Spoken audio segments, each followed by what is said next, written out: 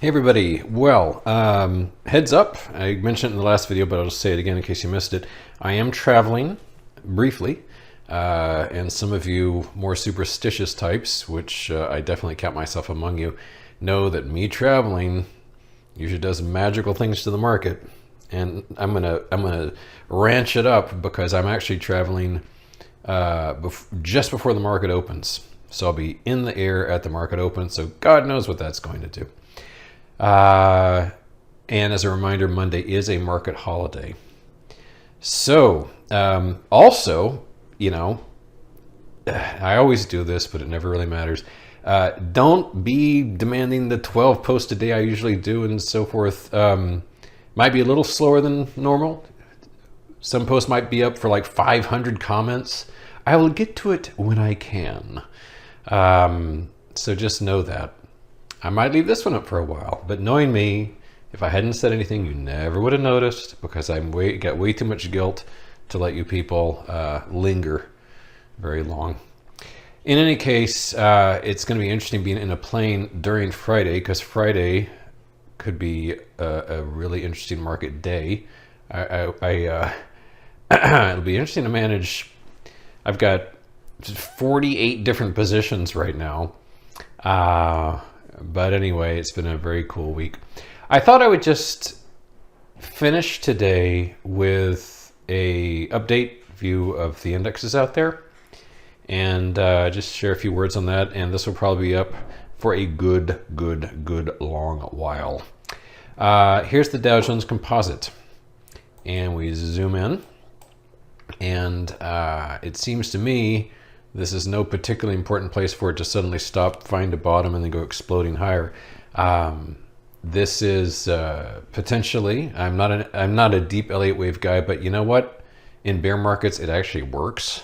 So I pay way more attention to Elliott wave nonsense during bear markets than bull markets.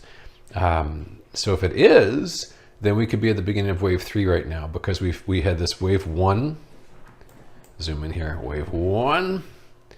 Wave 2, and the beginnings of wave 3. If you want to be really picky, and you could even say this is, you know, the first little one, the second little 2, and then we're resuming 3 of 3 here. So it could be a nice hearty push lower. If we do that, of course, the key levels in the coming days would be, first of all, to take out the lows of January 24, and goodness gracious me, even be able to take out this kind of support. And the dogs agree. You can hear they are barking all over the place.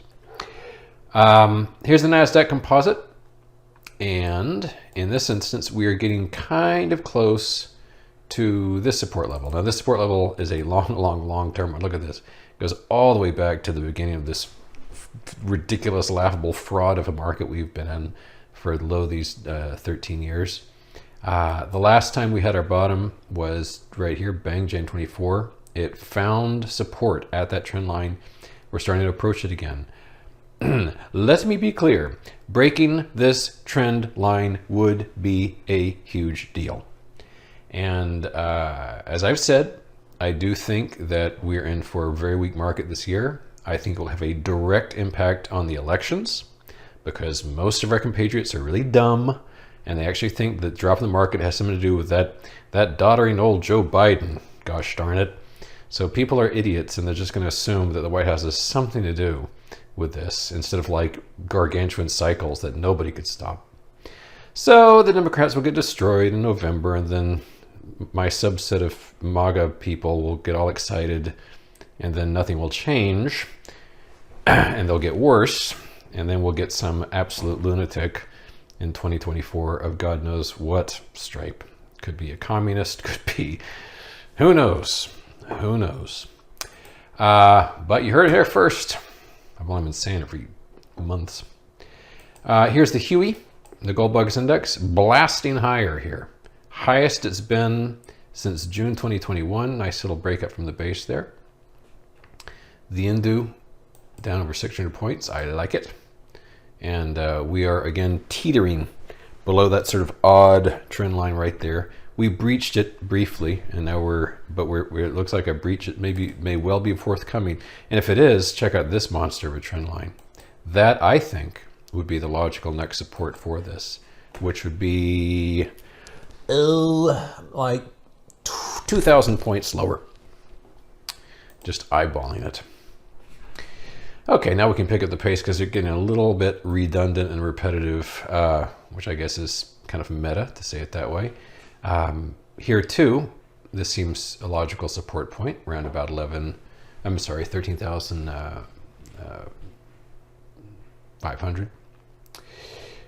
OEX, the S&P 100. Here again, starting to break that. Friday and Tuesday could be really a hard down day. And wouldn't you know, we got a stupid 3-day weekend to deal with. Who celebrates President's Day? In fact, who celebrates any of this stuff? I think just all holidays should be destroyed except, I don't know, Easter and Christmas. That's it. That's all you get. And Thanksgiving. We'll just do those 3. But yeah, this is what a bear market looks like. And I can also tell because the bulls, God bless them, are getting angry. Ooh, they're getting angry. Getting angry at the world, getting angry at me. Don't kill the messenger, you slob. You've had 13. And even that fat guy who hangs out on the fat avatar with the shirt. There's a lot of bulls on slope. They're getting mad. They're getting MAD mad. Here's the Russell. A year from now, we could look back on this and say, gosh, people really should have gotten out of here. I mean, this could go to 1,100. This is a completely perilous chart right here. Absolutely perilous. They will keep fighting the fall, and they will keep failing. They will keep failing.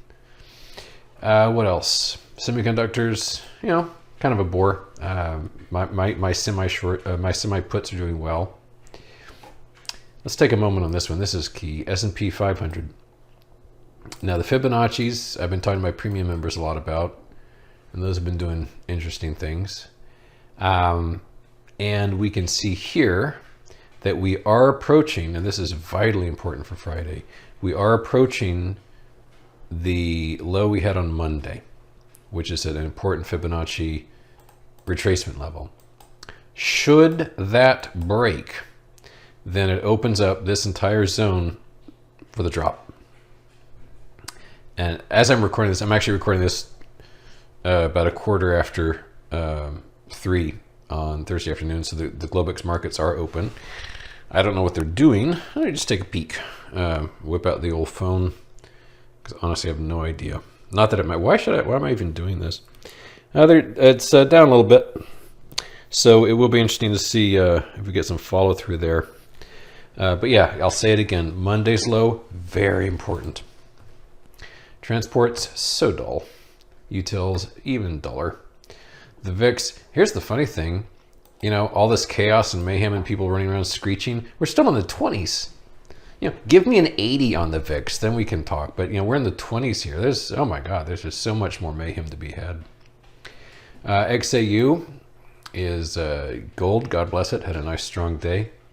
XBD, the broker-dealer index, and I suspect brokers and dealers are going to have a lot less business in the time to come.